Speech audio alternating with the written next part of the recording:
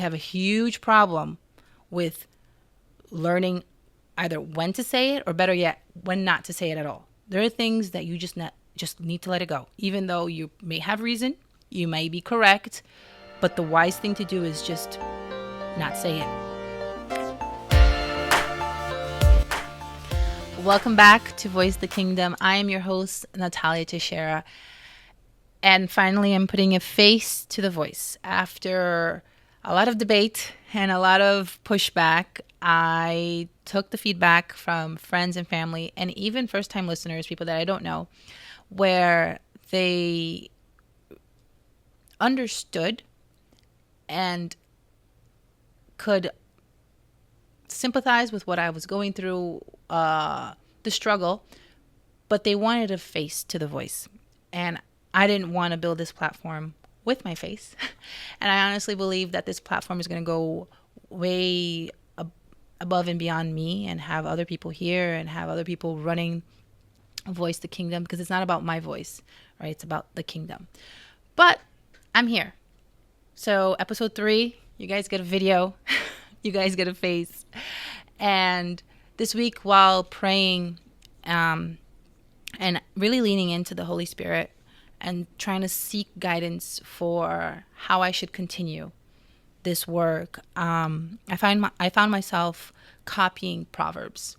And I use that as a form of studying. I like to write down so I can slow down and read, because sometimes I'm just like busy running around in the car and I just put my Bible audio on and I just listen to it. And I actually wanted to study Proverbs with the lens through kingdom business. And I wrote some things down, and I thought, wow, this would be really cool to share in an episode. I'm not really sure how this is going to pan out. This is not fully planned, because I think that when it comes to plan, it kind of becomes very robotic, and I don't want that. I want it to be very real and very raw. So I wanted to read through Proverbs with you and share some of my insights and some of my notes. And we're going to start in Proverbs 1, where it says, "The Proverbs of Solomon, son of David, king of Israel, for attaining wisdom and discipline, for understanding words of insight, for acquiring a disciplined and prudent life, doing what is right, just, and fair, for giving prudence to the simple, knowledge and discretion to the young." Also, just want to point out that I'm reading out of the NIV.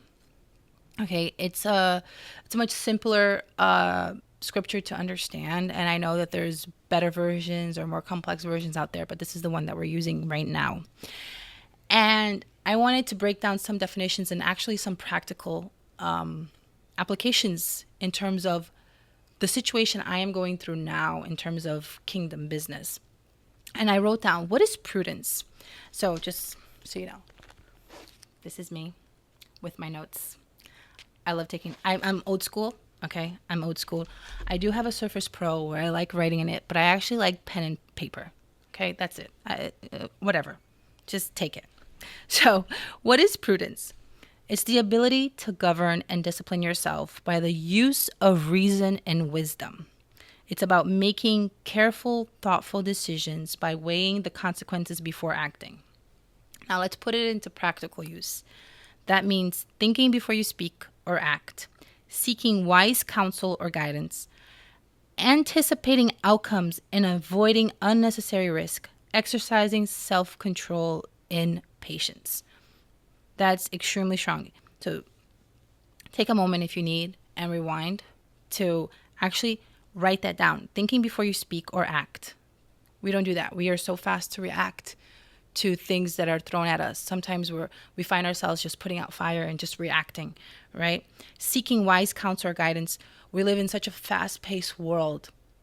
I'm in New York and everything is just so go, go, go, go, go, that we don't take time to actually stop, pray, seek counsel or guidance for people that have been there. You don't have to recreate the wheel.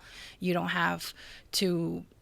Sometimes you don't have, in this fast-paced world where someone sends you a message, someone sends you a text, someone sends you an email, you just feel that urge to just respond. I actually stopped doing that. I actually just said, like, no, sometimes I can't respond right now. Sometimes I just need to, like, I need to take a moment. I need to think this through. No one's going to die. I'm going to date myself. I'm from the time that there was no cell phones or text messages. So if someone needed to reach you, they needed to call you at your house, and you weren't necessarily home all the time. So the person had to, and there was no voicemail. I don't think there was any voicemail at the time. So like if you missed a call, caller ID was like new technology. Wow, I really dated myself out there. But anyway, I told my husband the other day, I said, why can't, like, I don't want to be easily reachable all the time. There are moments that I just we need to learn how to sit still. So going back, not trying to, guys, I do that a lot, okay? Like I'll go a little out of topic, so I apologize. But I guess now that we're in video, it makes more sense than actually a voice. Because imagine just listening to this and how crazy I sound. But anyway, I love you guys. Let's go back. Verse 4, for giving prudence to the simple, knowledge and discretion to the young. Knowledge and discretion to the young. What is discretion? It's the ability to make wise decisions about what to say, how to say it, and when. And better, whether to say it at all. Now I'm going to speak to the women out there, because I know that's not just women listening to me. We have a huge problem with learning either when to say it, or better yet, when not to say it at all. There are things that you just need to let it go. Even though you may have reason, you may be correct, but the wise thing to do is just not say it. And I've been actually in a season of learning that. Okay? And we can get into that in more details later. It involves good judgment and sensitivity, especially in handling private and delicate matters. Now, putting it into a practical way for you, because I wanted to go through Proverbs and actually write down, like, how does this apply to my life right now? How does this apply into my business? How does this apply into my personal life? And I wanted to, like, either write definition of certain words that sometimes we just throw out there, like prudence, discretion. And I also wanted to write down practical ways in how I can implement that. And that's the key part of reading the Bible. And I, unfortunately, for a long time, did it wrong. Like I mentioned in the first and second episode, like I did it wrong. I would just, I read the Bible today. Just quick check. Like it's on my list of things to do. And for many years, I didn't apply it. So I wanted to study Proverbs in a way that, how do I apply this in my life? So, discretion, how to apply it. Knowing when to speak, we discussed that. When to stay silent. Protecting confidentiality. Avoiding unnecessary drama or exposure. Being careful with words and actions to avoid harm or embarrassment. That is so important and such a key element to being a business owner. Not only a business owner, if we want to put that in other context, on having children, or even a woman, a married couple, and situations, delicate situations in front of other people, knowing when to stay quiet, knowing how to use your words and your actions so you don't cause any kind of exposure and embarrassment. Right? Today we live in a world where we expose everything. And I shared that in the first episode, where I used to have a following. I used to in some way influence other people. And for a very long time, I exposed a lot of my life. I don't think I did it a lot, but still I think I exposed some things maybe I shouldn't have exposed. And I've been in situations where I've sat at tables with other couples and people expose personal information that maybe they shouldn't. There are times for that in private, right? When we talk, if we go back to prudence, right? And seeking wise counsel and guidance. There's a time for that, where in private you seek a person, may it be a therapist or a pastor or a friend or someone, an elder who you can trust, to seek guidance and counsel. And then there are situations where you're in public, where you really need to not expose and embarrass either your partner, or in business, your employee. And so there are situations like that where these are ways to actually implement this in our life. So prudence is about wise planning and foresight, while discretion is about wise restraint in speech and behavior. So moving on to verse 5. Let the wise listen and add to their learning, and let the discerning get guidance. Sorry, I'm lost here. 6. For understanding proverbs and parables, for understanding proverbs and parables, the saying and the riddles of the wise. Verse 7. This is my favorite part in the first chapter. For the fear of the Lord is the beginning of knowledge, but fools despise wisdom and discipline. So, I broke this down. So, the fear of the Lord is not about being scared. It's not about being scared of God like a threat. It's about the awe, the reverence, and the deep respect for who God is. It's worshipful submission. It's the posture of a heart that says, God, you are God, I am not. It includes obedience, humility, and alignment with his will. Wow, that is so strong. So I broke down more applications for verse 7, which is my favorite. And I wrote how else to apply that in our life, right? To invite the fear of the Lord into our meetings, money, and mission. And we ask, am I open to correction from God and others? Strong. So verse 8, listen, my son, to your father's instructions, and do not forsake your mother's teaching. Verse 9, there will be a garland to grace your head and a chain to adorn your neck. So we need to think that this is about generational honor, right? Everything that we're doing now, we're building for our children, our children's children, and our children's children's children. And wisdom flows through lineage.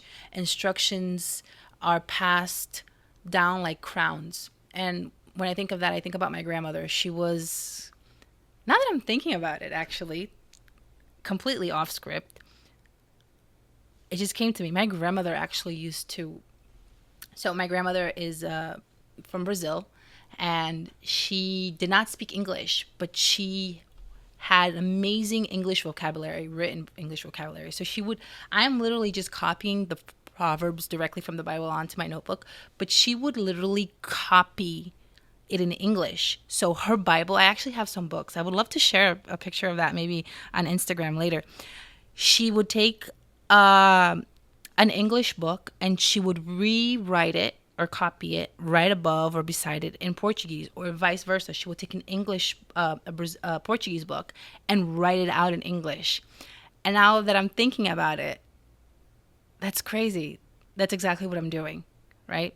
I'm writing English in English, but like I'm studying through copying the word. And that's exactly what my grandmother used to do. And that fits right into verse 8 here, because it was instructions, actually not instructions, but it was an example that I followed through what I saw. And I didn't hit me until now, which is kind of cool. How do I apply that today, right? So we have to see here, who's pouring into you? Who is the person that's pouring into you? So like my parents are great examples to me till today, but right now my grandmother came to mind. So honor them by applying what they gave you. So I don't think that podcast was a thing when my grandmother was alive, even towards the end of her life. And in a very weird way, I believe that I may be honoring her by doing this, by seeing the examples of her teaching. And I don't want to get emotional. It's so weird. Why are we doing this? Okay. Did not expect that to happen. So I guess it's interesting why, now I understand why people want video. Okay. And who are we disciplining, right? We have to pass our wisdom forward. And I love that. And I think I want to do a season where I bring in people that even in a very simple way, I've poured onto them. I love taking young women especially and pour into them the little I know. when you can see potential from very far away and you just want to be like, this person's going to be so great. This person's going to go higher and faster and grow bigger. And I love that. I love to invest in other people. So verse 8 and 9, so it speaks about the past and who poured on to me. And not only that, what can we do with that and pour on to others? So verse 10, let's continue. My son, if sinners entice you, do not give in to them. If they say, come along with us, let's lie in wait for someone's blood.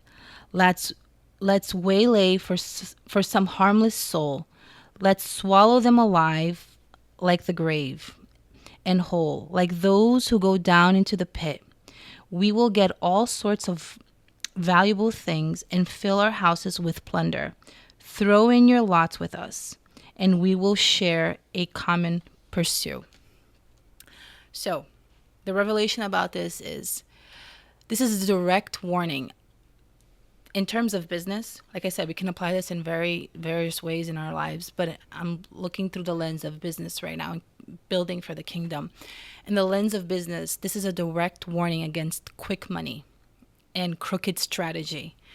Sin always comes in a tempting package, but it hides a snare, okay? How do we apply that today?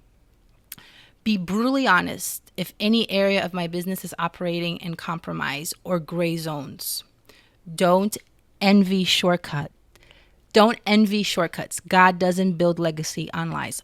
Wow. Okay, so let's unpack that. I have lots of examples, and we can end here. And then maybe on the next episode, we can pick up verse 15. But how do I unpack that in a very practical way? Last episode, we talked about how sometimes integrity can be costly, right? Something looks good on paper, but there's no peace in that. And last week necessarily I wasn't talking about either sin or doing something wrong, but just not feeling peace in something, in contracts.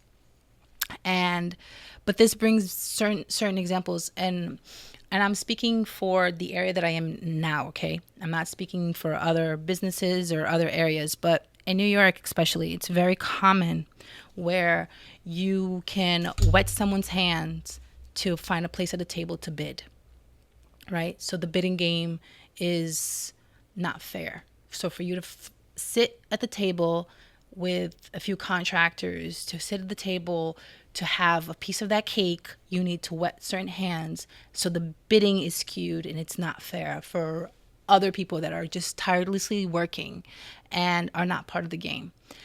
And sometimes you feel like, well, maybe I should just go into that and be part of that game. Does that bring peace? Does that make sense? Right? So these are things to think about. And I wanted to kind of put that into context, because sometimes reading the Bible can become difficult and we don't see practical ways or what it looks like in our business. So I want to be raw. I want to be real, and I'll bring some real examples here. And that was one that came to mind. So I don't want to prolong this. I want to make these episodes short and practical. And thank you for the feedback. I would love to get feedback on this. I know this is still a very simple setting, and I promise that it's going to get better, right?